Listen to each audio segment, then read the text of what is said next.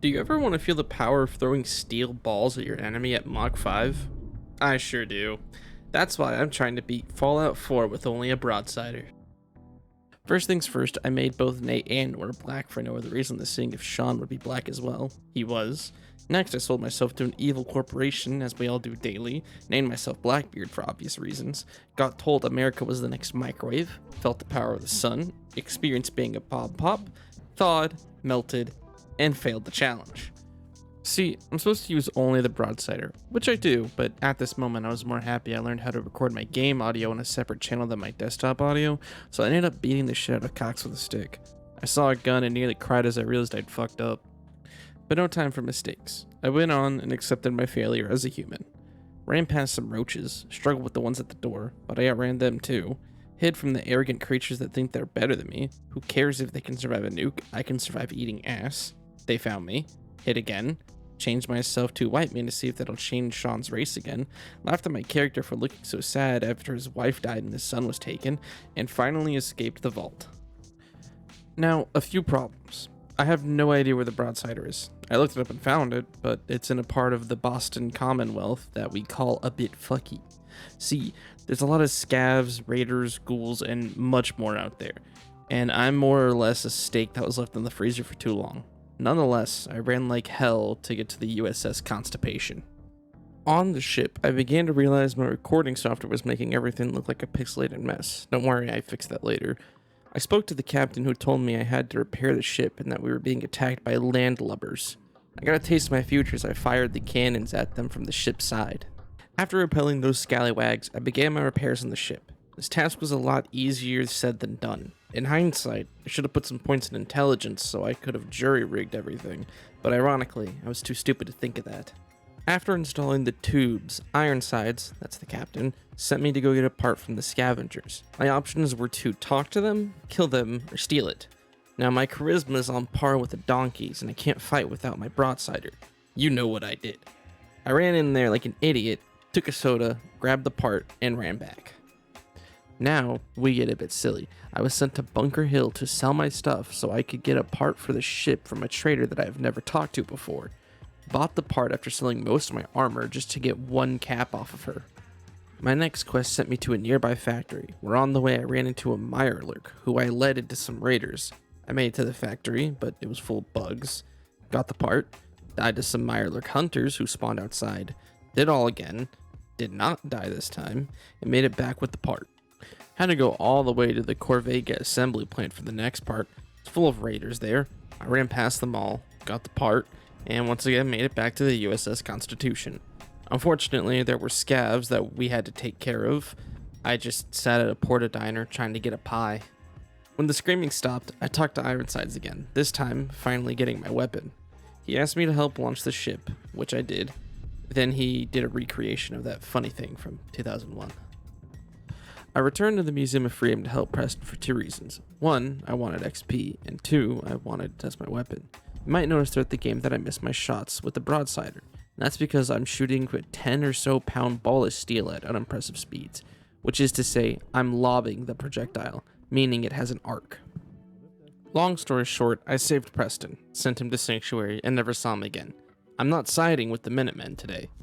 See, if a cannon is pre-war technology, and I myself being from pre-war and pre-war tech, why not side with the Brotherhood of Steel? I did, however, kill the Deathclaw outside, just to see how long it would take. After that, I needed more ammo. I ran through all the traders I could think of, sleeping so they'd restock, and buying all the cannonballs I could. I found 10. Killed some guy's brother, dragged his body around because the other guy followed it. I wonder if you could somehow guide him to the glowing sea or something. Decided to get Nick's quest since I was in Diamond City. Also took me this long to realize Blackbeard didn't have a black beard, so I fixed that. Got bored and went to see Paladin dance. He was fighting with dead people. I helped, and by helped I mean looted. Once all the dead ones died, I talked to Dance about joining and went to ArcJet to get the thing he needs. I don't care about that really. All I know is I didn't save and I died, taking me back to the beginning. I decided to come back tomorrow with better recording settings. When I came back the next day, I decided to take some time and go through all the traders again, and get even more cannonballs. In post, I realized I had lied about my recordings and they're still low quality. This hurts me more than it does you. I threw a soda in rage as I discovered this fact before I knew about it in the past. It was after I bought cannonballs from Daisy that I stopped. I went from 10 to 16 cannonballs over the course of 3 in-game weeks and 1 real-life hour. That's too long and too boring for me to do any longer. I made an executive decision. Daisy was charging 28 caps for 1 cannonball. Using math, I deduced that I could buy 150 cannonballs with all the money I had, so I cheated. I added 150 cannonballs and removed all of my money. After I had sinned, I went to ArcJet once again with Dance. We killed some of Dance's cousins. That'll make an awkward Christmas gathering at Grandma's house. Now that I had a lot of ammo, I found myself having more fun than I did before. Dance blocked the doorway with his morbidly obese body. I used the good old bash him and shoot him technique. Made it to the basement of ArcJet, cooked Dance like the fried chicken he always wanted to be. Checked on my meal. It wasn't quite done, but I wasn't hungry anyways. Fought more synths. We cleaned him up real good. Dance was so happy I helped him, he gave me a gun that was special to him, which I later sold for money. I realized the Pridwin wasn't in the Commonwealth yet, so I decided to advance the story enough to get it there. I started by finding Nick. In the vault/subway station, I began using VATS to help me aim my gun.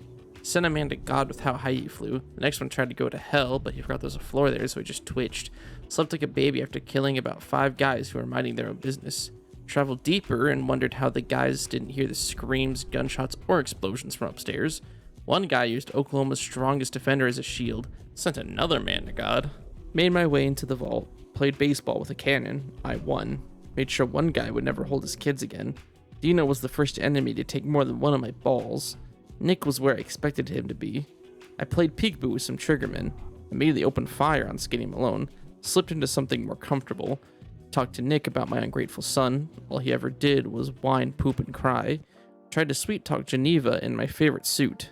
Paid her off. Finally entered Kellogg's house. Raided his food stock like the hungry fat ass I am on Tuesdays. Met Dogmeat for the first time in this playthrough. Showed him the cancer stick used by Kelpo. I then abandoned Dogmeat and traveled to Fort Hagen on foot. Got a little lost. Found Fort Hagen. Waited for Dogmeat. Talked to the dog. Sent him to Neglect Town. Then I entered the fort. First thing I did in there was hide in the bathroom, shot metal men with metal balls, continued my warpath on Fight Horgan, took a nap during Kelpog's speech, put myself full of chems and alcohol, screamed as I began my assault on the Kel slog. I soon realized that hitting an invisible target feels impossible, eventually killed the shy one, left Fort Hagen, and saw the flying building. Talked to Nicholas and Piperus. They told me to go to Dr. Amogus to get Kellogg's brain juices working. Dr. Amari sent me to the dead man's brain. I learned about the TP command and went off to find Virgil. Ever notice how the glowing sea looks like the surface of Venus? Found a cult, spoke to a woman who told me Virgil's in a cave, fought the Deathclaw outside of his cave. I won that fight, found Virgil, talked about the Institute, and went to the Greenland. Once I found Green Tech Genetics, I entered the war zone. The gunners there were as easy as anyone else I fought. One girl just stood there as I blew her to smithereens. I eventually found the Courser in there, tried to replace his metal head with a metal ball, knocked off less than half his health. The invisible enemy strikes again. I killed him, same as all the others in this game. Talked to Amari. She said to go to the Toaster Worshippers, so I went to the Railroad. Played the dumbest minigame puzzle in all of gaming. Changed it in my best suit to introduce myself. Decoded the Courser chip. Talked to Virgil. Got teleporter schematics, and began working with the Brotherhood. Rode to the Pridwin, listened to Maxon's speech, met the Brotherhood people, hated how much talking was involved on the Brotherhood side of this game. Got told to clear Fort Strong, got into the Vertibird, which was my first mistake. I was so brain dead at this point I opened fire with the minigun that was attached to the side of the Vertibird, which means I failed once again. Right before I got off the bird, I realized how dumb I was. Reloaded to save, made it to Fort Strong on foot this time, killed the behemoth with my broadsider this time. Entered the fort's armory, killed Green Goblin's offspring, went to the basement, did a surprise attack on a super mutant with a missile launcher, faced my toughest opponent yet, he fell real bad, talked to Dance, and left Fort Strong. Spoke to Maxon, and finally built the teleporter. After teleporting into the Institute, I saw my son once again. Honestly forgot my son was black, don't ask how, it's been a while since I last saw him. Made my way to Madison Lee, used speech to get her on our side, met the other nerds I was forced to meet, and left the Institute as soon as possible. We're in the home stretch now. except home stretch is boring because 90% of it is a bunch of talking in my first person shooter. I built the magnetic actuators for Ingram, who thanked me by sending me all the way to the edge of the glowing sea to do more talking with Halen. Halen sent me into the glowing sea to mark a nuclear arsenal or something for Liberty Prime. There were a few ghouls in there, but I ignored most of them. The cult guy and his girlfriend were a little bit buggy. I took care of them, marked the nukes, and left. We tested Liberty Prime to see if he functioned. Then Ingram told me he needed a glorified battery, so we went to mass fusion. But uh-oh, Dance is fake. He was an imposter among us this whole time. Maxon was mad at me for not knowing he was a synth, and I was sent to kill him. I found Dance and told him he was a human being with feelings. Of course I was lying, but I just like passing speech checks. Maxon wasn't happy I let him live, but I convinced Maxon to let the machine think it's alive. Once again, mass fusion is put off, as we need to kill the railroad, which I do gladly. I made my way to the basement where the rats were hiding. My main objective was to kill Glory, as she has a minigun that is very painful when it tears your skin off. Tinker Tom thought he was the main character when he picked up Glory's minigun after she had died. He died too. I secured Pam, and finally, I got to start mass fusion. Yes, I skipped over traveling back to the Pridwin. This is my world, Buster, and I'll do what I want. Almost opened fire, then I realized I made the mistake before. At mass fusion, I began shooting every and all non-sentient machines. I made an oopsie when I didn't use the computer to find the beryllium agitator and went down the elevator anyways. The elevator ride felt more like a shooting gallery than a challenge. Had to flip a switch to turn the elevator back on. Had to go back to that computer I mentioned earlier, entered the chamber for Duracell's latest design, got the battery, killed the sentry bot and assaultrons pretty easily. Even if they were tougher than most, they should still be ashamed. Ingram and I exited mass fusion and began the end of the game. I stuck a phallic-shaped object into Liberty Prime's back hole. It turned him on. Fast traveled to CAT and waited for him there. He blew a hole in the earth. The Brotherhood finally had access to the Institute. I killed as many innocent scientists as possible, found my son, killed my son, made my way to the reactor chamber, killed some more Institute personnel, put a bomb on the reactor, told the synth kid that he could come just 'cause it'd be funny when the Brotherhood found out he was a synth, blew up the Institute, and did not beat Fallout 4 with a Broadsider.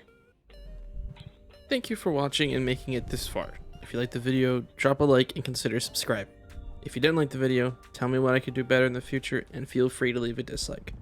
Hope you enjoyed and have a wonderful day.